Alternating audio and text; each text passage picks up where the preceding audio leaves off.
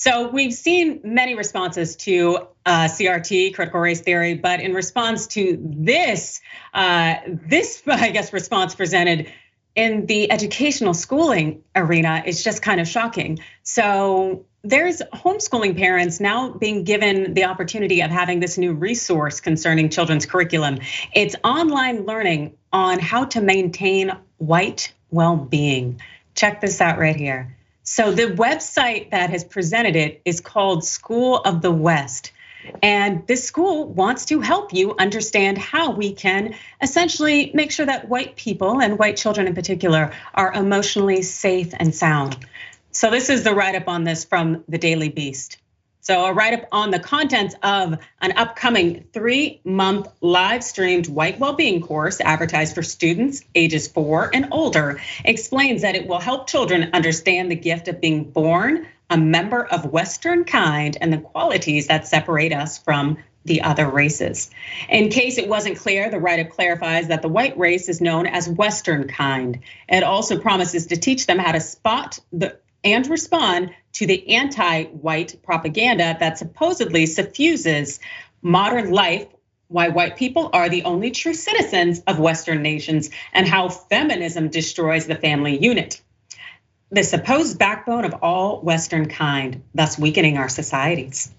This blatant white nationalist ideology is infused into some of the site's lessons on conventional subjects as well. Its history materials, for example, falsely teach that the notion European colonization led to the spread of new diseases that decimated indigenous populations is not established historical fact, but an anti-white myth.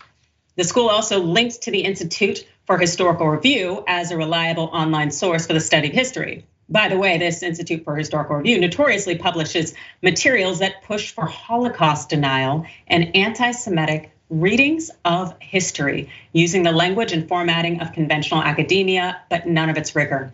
And the school's life sciences materials are just a series of 7 videos and attendant worksheets on the supposed science of human racial differences, which deliver a series of thoroughly debunked pseudoscience arguments as if they were hard facts. Now, this is very, very scary out there. The fact that they are now marketing this indoctrination of children into white supremacy, also misogyny, and it really just kind of seems like it's something that we have seen, but just not necessarily on this level. Nina, your thoughts? Adrienne, I sigh. I just, these people have lost their ever-loving minds.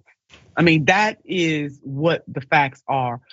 All of a sudden, teaching the good, the bad, and the ugly. We don't even talk about critical race theory is not taught in K through 12. Hell, it is barely taught in college. It is a specialization, and it's usually taught in law school. So let's get that straight. But I'm gonna put that in the parking lot. The very fact that in this nation, that some people wanna walk around as if what happened in this country, the taking of the indigenous people's land, that happened, Adrienne, we're not making this up, that's real. Stole these folks' land, enslaved our ancestors.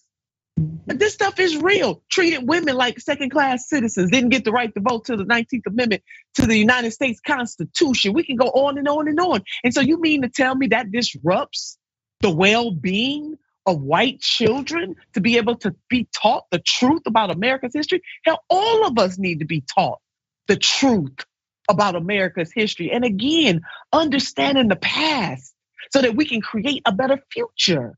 So this ain't about critical race theory, Adrienne. These people are using that as a cloak to do some of the things they wanted to do all along. I mean, it reminds me very much of the 19th century doctrine of manifest destiny, that it was the destiny of white folks in the Western world to colonize and imperialize all other areas and create those areas in their image. Ooh, don't get me started on this stuff. It just boggles my mind. Are we in the 21st century or are we in the 18th century? I'm still trying to understand. We're regressing on the regular. These people want us to regress. It's the thought of, let's go ahead and have history repeat itself. And thus we are going to do that by virtue of the fact that we're not going to teach it. We are going to essentially shape it in a way that essentially makes white people continue to be the heroes and having done right and done good, as opposed to just simply acknowledge facts so that we can hopefully not repeat it. But nope, not gonna happen. It's just people don't have the courage to recognize, in part because they're still involved in a lot of the racism and oppression that they claim ended years, decades, centuries ago. And when it came to accountability, the Anti-Defamation League and the Daily Beast, what they did is they tried to track down the owner of this website who was selling this material. And they were able to find this. On the site, he goes by Brant Danger, but the Anti-Defamation League extremism researcher Mark Pitcairn and the Daily Beast, well, what they have done is they've identified him as Brant Williams, who until this spring was a teacher in the majority Native American Page Unified School District, which serves Page, Arizona, and surrounding areas. A representative for PUSD told the Daily Beast that Williams left of his own volition at the end of this last school year. The representative said they weren't aware of his work on the quote unquote school of the West. So pretty much in Arizona, which does have a high number of white supremacists to begin with, this gentleman is working with indigenous children. And as an educator, while also running this essentially homeschooling academic white supremacy model. And this gentleman, Mr. Williams, well, he didn't respond to the repeated efforts of the Daily Beast to reach him for comment on this story. But this is what the Daily Beast noted. They noted that experts on homeschooling and white nationalism alike say that his school actually reflects longstanding efforts to indoctrinate children into extremism. It's just far more blatant, visible, and organized than many past extremist homeschooling endeavors. Amy Cooter, a sociologist who studies white nationalism and grew up in a private Southern Baptist church school with connections to far-right homeschooling groups, argued the school's blatant racism is not a naive mistake, but a logical step in larger efforts to bring white nationalist ideas into mainstream consciousness. Yeah, definitely seems like they are putting efforts out there to indoctrinate children so that they can create a next generation of white supremacists. Nina.